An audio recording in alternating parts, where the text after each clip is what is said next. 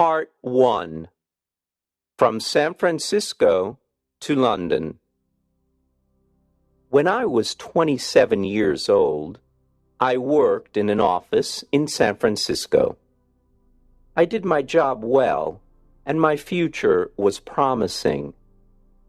I was alone in the world, and I was happy. On Saturday afternoons, I didn't work. I sailed my little sailboat on San Francisco Bay. One Saturday afternoon, I sailed out too far. The strong afternoon wind pushed my sailboat out of the bay and into the Pacific Ocean. That night, when I had lost all hope, a small British brig saw me and took me on board. The brig was sailing to London. The voyage was long and stormy. I worked as a sailor to pay for my trip. When I arrived in London, my clothes were old and dirty. I had only $1 in my pocket. With this dollar, I ate and slept for the first 24 hours. During the next 24 hours, I didn't eat and I didn't sleep. At about 10 o'clock the following morning, I went to Portland Place. I saw a child walking past, holding a big pear. The child ate one small piece and then threw the pear onto the street. I stopped and looked at it. I was very hungry, and I really wanted that pear. But every time I tried to get it, someone passed by and looked at me. I quickly turned in the other direction and waited for the person to pass by. I tried again and again to get that pear, but the same thing happened. I was desperate. I decided to get the pear and not to worry about the people who saw me. At that moment, a gentleman opened a window behind me and said, "Come in here, please." A well-dressed servant opened the door. He took me to a beautiful room. Here, two old gentlemen were sitting and discussing something important. Their breakfast was still on the table. I was very hungry, and I stared at their breakfast. I want to tell the reader that the two gentlemen had made a bet several days before. I knew nothing about the bet until later. Let me tell you what happened. Part 2. An Unusual Bet. The two old gentlemen were brothers. For several days they argued about a very strange subject. They decided to end their argument with a bet, as the English usually do. The following was the subject of the bet. The Bank of England issued 2 banknotes of £1 million each for a public transaction with a foreign country. England used one banknote, and the other remained in the bank. At this point, Brother A said to Brother B, "If an honest and intelligent stranger arrives in London without a friend and without money, except for the £1 million banknote, he will starve to death." Brother B answered, No, I don't agree. Brother A said, "If he goes to the bank or anywhere else to change this big note, the police will put him in prison. Everyone will think he stole it." They continued arguing for days until Brother B said, I'll bet £20,000 that the stranger will live for 30 days with the banknote and not go to prison. Brother A accepted the bet. He went to the bank and bought the £1 million banknote. After, he returned home and prepared a letter. Then the two brothers sat by the window and waited for the right man for the bet.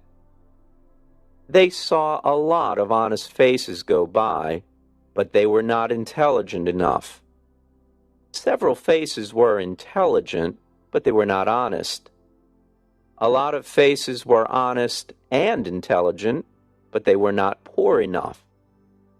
Other faces were honest, intelligent, and poor, but they were not strangers.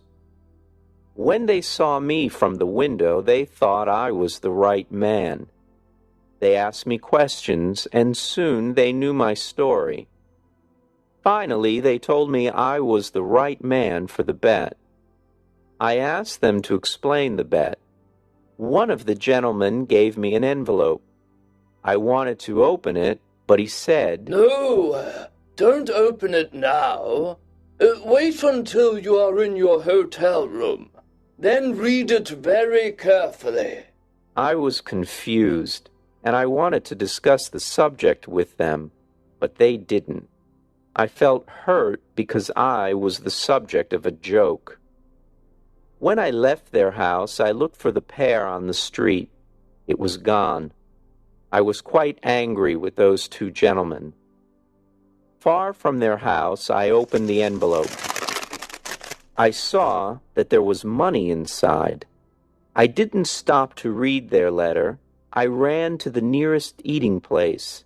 I ate and ate and ate. At last, I took out the envelope with the money to pay for my meal.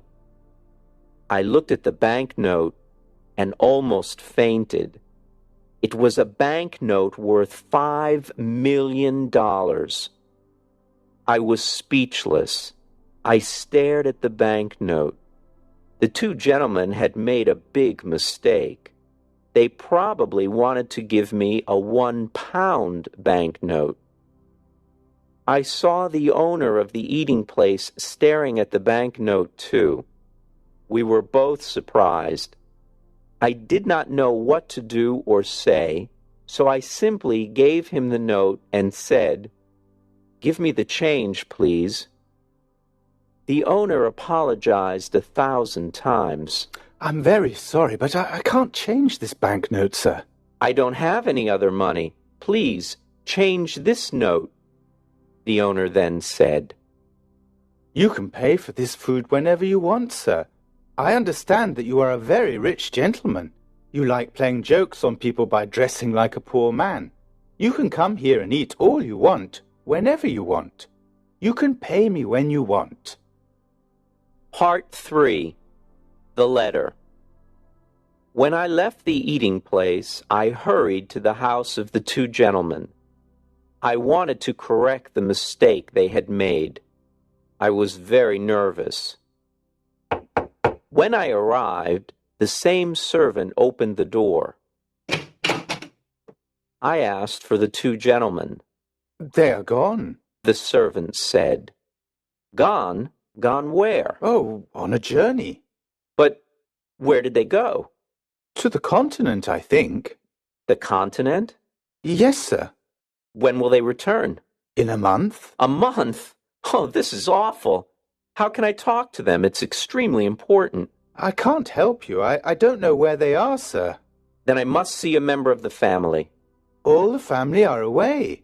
They're in Egypt and India, I think." Before leaving, the two gentlemen made an enormous mistake. They will certainly return home tonight. Tell them that I came here to correct the mistake. I'll return tomorrow." "I'll tell them if I see them, but I won't see them. Sir, you must not worry, because everything is all right. They will be here on time, and they will see you then. Goodbye." I was confused. My head was in a fog. I did not understand what the servant told me. The letter. I remembered the letter. This is what it said. "You are an intelligent and honest man. You are also poor and a stranger. In this envelope you will find some money. It is yours only for 30 days. At the end of 30 days, return to this house.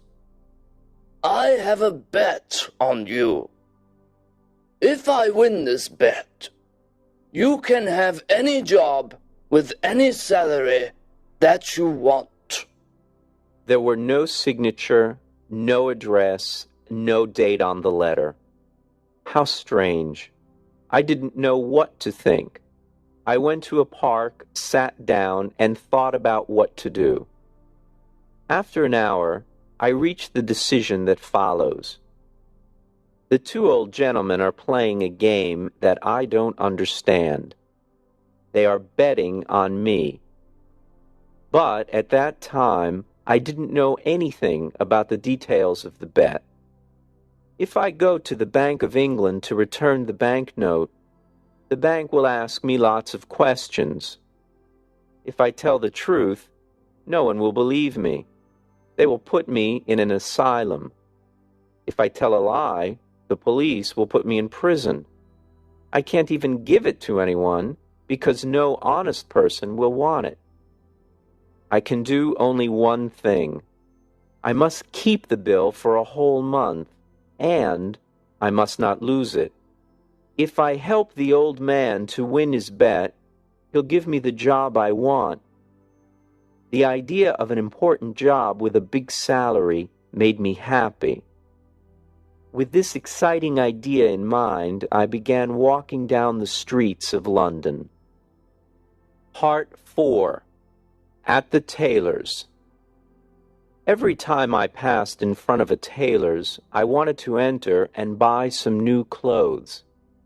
But I had no money to pay for them. The £1 million banknote in my pocket was useless. I passed in front of the same tailor's 6 times. At last, I entered. I quietly asked if they had an old, unattractive suit that no one wanted to buy. The man I spoke to nodded his head, but he didn't speak. Then another man looked at me and nodded his head. I went to him, and he said, "One moment, please." After some time, he took me to a back room. He looked at several ugly suits that no one wanted. He chose the worst for me. I really wanted a suit, so I said nothing. It was time to pay. Can you wait a few days for the money? I haven't got any small change with me. The man said, "Oh, you haven't? Well, I thought gentlemen like you carried large change." My friend, I replied, you can't judge a stranger by the clothes he wears. I can pay for this suit, but can you change a large banknote? "Oh, of course we can change a large banknote," he said coldly. I gave him the banknote. He received it with a smile, a big smile that covered his face. When he read the banknote, his smile disappeared. The owner of the shop came over and asked me, What's the trouble? There isn't any trouble. I'm waiting for my change. Come, give him his change, Todd, quickly. Todd answered. "It's easy to say, but look at the banknote." The owner looked at the banknote. Then he looked at my package with the ugly suit. Todd! He shouted. You're stupid!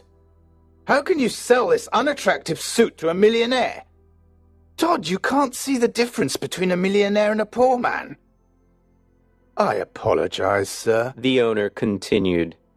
Please take off those things you are wearing and throw them in the fire. Put on this fine shirt and this handsome suit. It's perfect for you.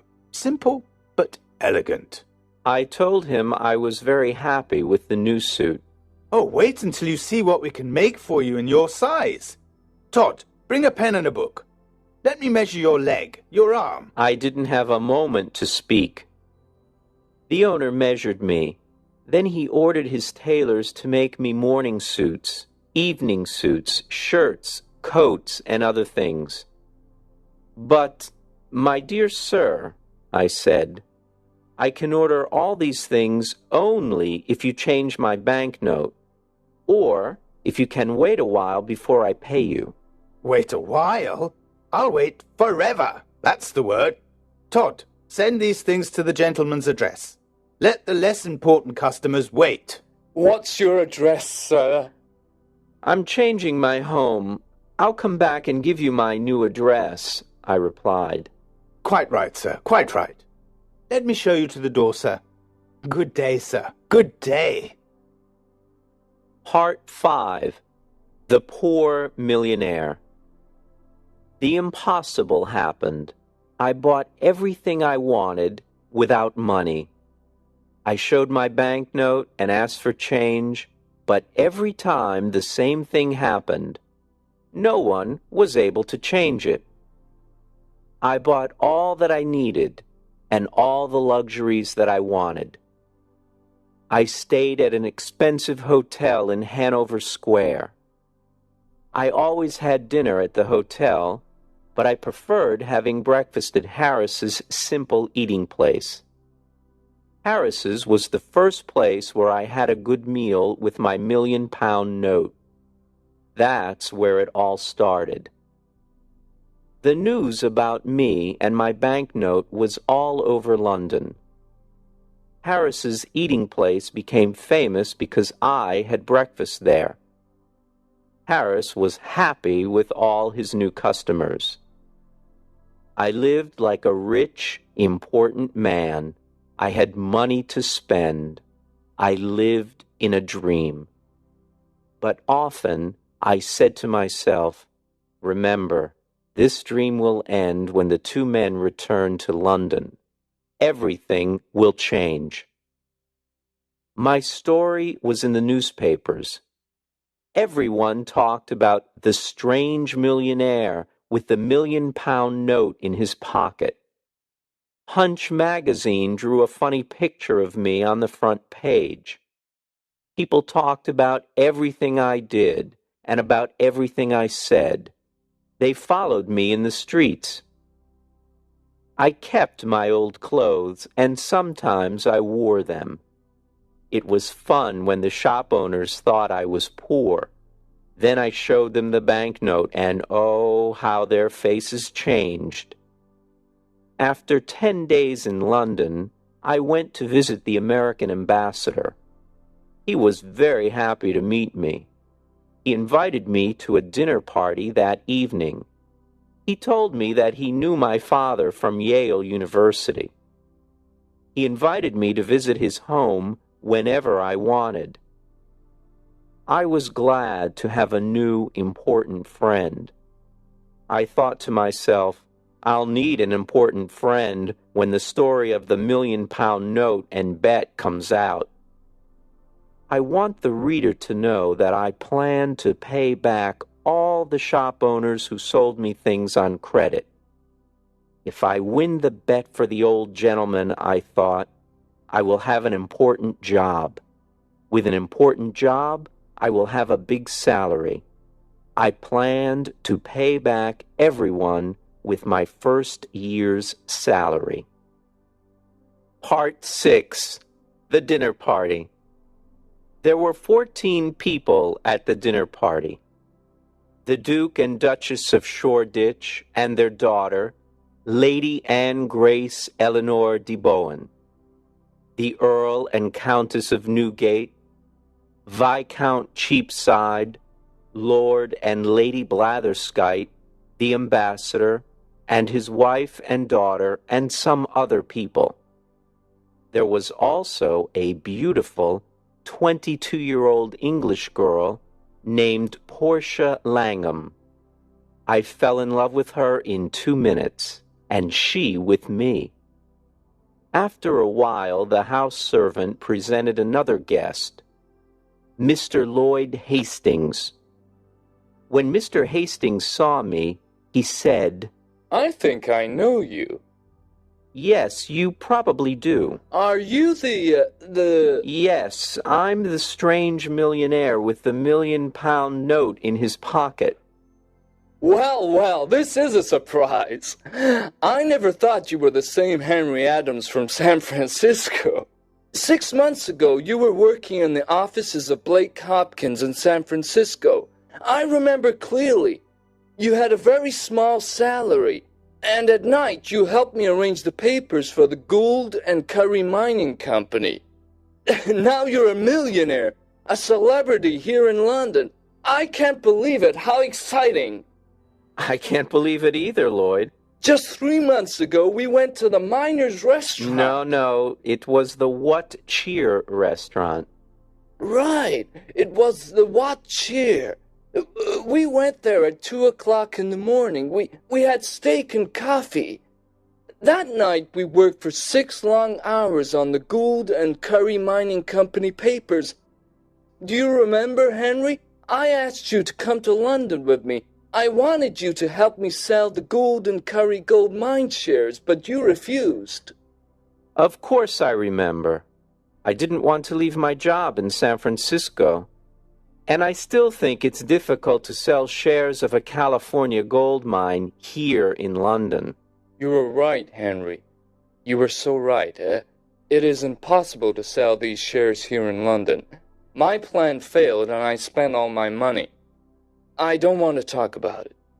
But you must talk about it. When we leave the dinner party, you must tell me what happened. Oh, can I? I really need to talk to a friend, Lloyd said with water in his eyes. Yes, I want to hear the whole story, every word of it. Thank you, Henry. You are a true friend. At this point, it was time for dinner. Thanks to the English system of precedence, there was no dinner. The Duke of Shoreditch wanted to sit at the head of the table. The American ambassador also wanted to sit at the head of the table. It was impossible for them to decide, so we had no dinner. The English know about the system of precedence. They have dinner before going out to dinner. But strangers know nothing about it. They remain hungry all evening. Instead, we had a dish of sardines and a strawberry. Now it was time for everyone to play a game called cribbage. The English never play a game for fun. They play to win or to lose something. Miss Langham and I played the game, but with little interest. I looked at her beautiful face and said, "Miss Langham, I love you." Mr. Adams, she said softly and smiled. I love you too. This was a wonderful evening. Miss Langham and I were very happy. We smiled, laughed, and talked. I was honest with her. I told her that I was poor and that I didn't have a cent in the world. I explained that the £1,000,000 note was not mine. She was very curious to know more. I told her the whole story from the start. She laughed and laughed. She thought the story was very funny. I didn't understand why it was funny. I also explained that I needed an important job with a big salary to pay all my debts. Portia, dear, can you come with me on the day I must meet those 2 gentlemen? Well, yes, if I can help you, she replied. Of course you can help me. You're so lovely that when the 2 gentlemen see you, I can ask for any job and any salary. With you there, my sweet Portia, the 2 gentlemen won't refuse me anything. Part 7. A $1,000,000 Idea. At the end of the dinner party, I returned to the hotel with Hastings. He talked about his problems, but I didn't listen to him. I was thinking about Portia the whole time. When we arrived at the hotel, Hastings said, "Let me just stand here and look at this marvelous hotel. It's a palace. What expensive furniture. You have everything you want. You are rich, Henry, and I am poor." His words scared me. I, too, was poor. I didn't have a cent in the world, and I had debts to pay. I needed to win the gentleman's bet. This was my last hope. Hastings didn't know the truth. Henry, just a tiny part of your income can save me. I'm desperate. Hastings cried. My dear Hastings, sit down here and drink this hot whiskey. Now, tell me your whole story, every word of it. Do you want to hear my story again? But you never told me your story. Of course I told you my story as we walked to the hotel. Don't you remember? I didn't hear one word of it. Henry, are you ill? Is something wrong with you? What did you drink at the dinner party? Oh, Hastings, I'm in love. I can only think about my sweet Portia. This is why I didn't hear your story before.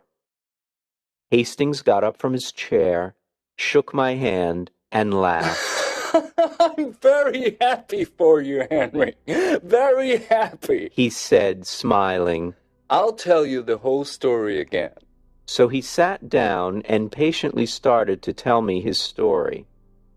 To make a long story short, the owners of the Gould and Curry gold mine sent Henry to England to sell the shares of the mine for $1 million. Any money he received over $1 million was his to keep.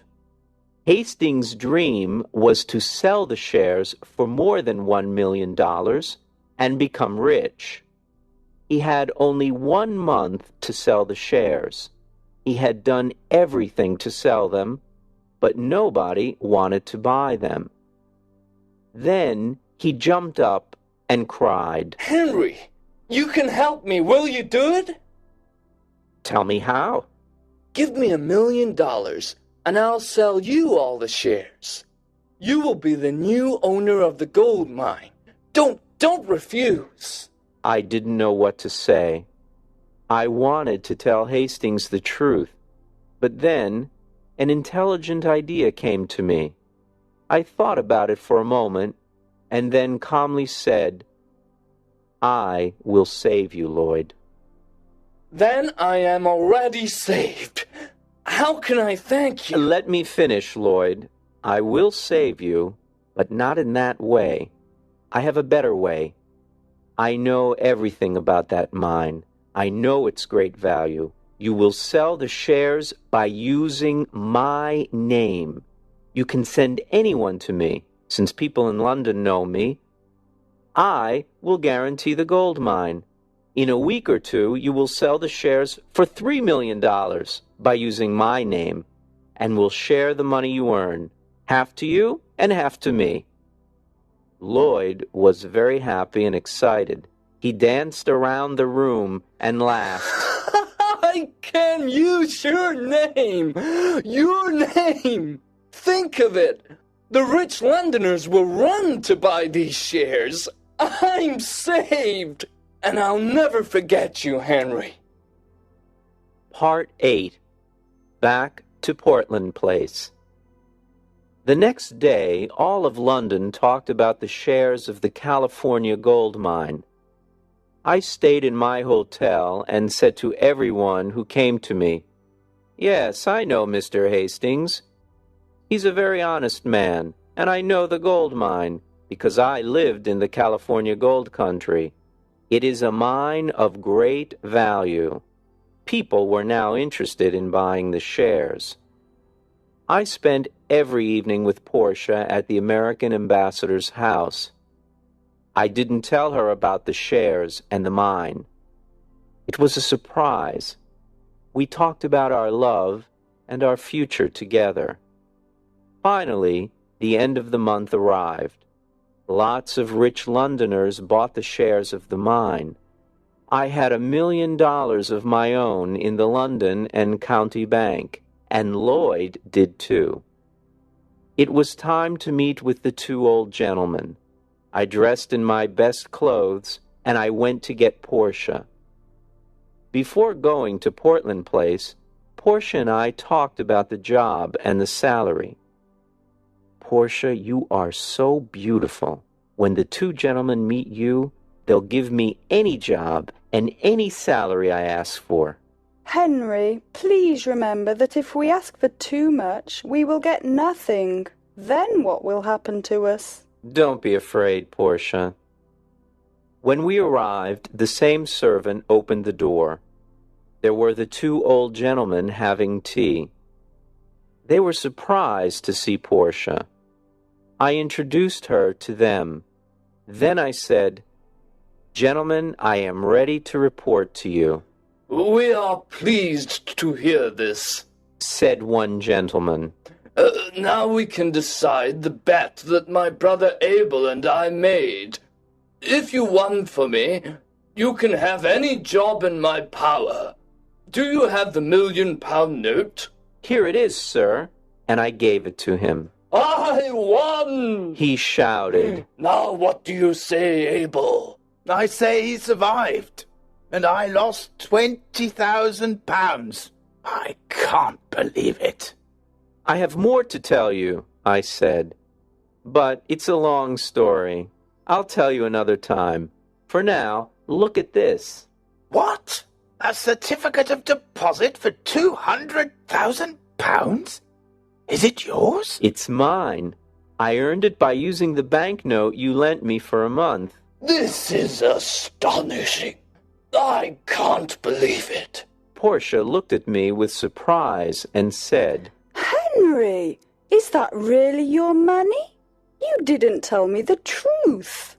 No, I didn't, but I know you'll forgive me. Don't be so sure. You told me a lie, Henry. Dearest Portia, it was only for fun.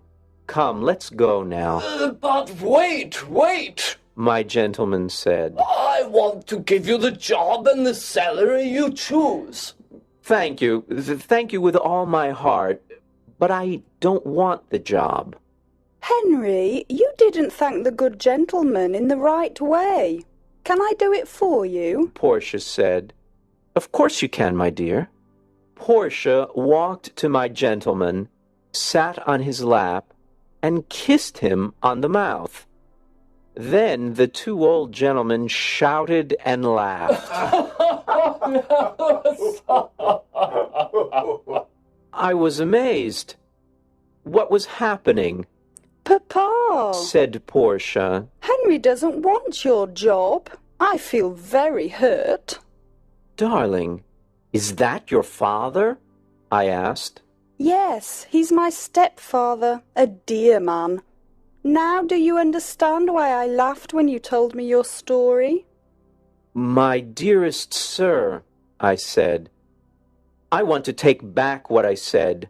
There is a job that I want. Tell me. I want the job of son-in-law. Well. But you were never a son-in-law before. Do you know how to do this job? Try me, please. Try me for 30 or 40 years, and if... All right. Take care. Were Portia and I happy? There aren't enough words in the dictionary to describe our happiness. When the Londoners heard the whole story of my adventures with the banknote, they talked of nothing else. Portia's father took the banknote back to the Bank of England and cashed it. Then he gave us the cancelled banknote as a wedding present. We put it in a picture frame and hung it on the wall in our new home. And so, I always say, yes, it's £1,000,000 banknote, but it only bought one thing in its life. The most valuable thing in the world, Portia.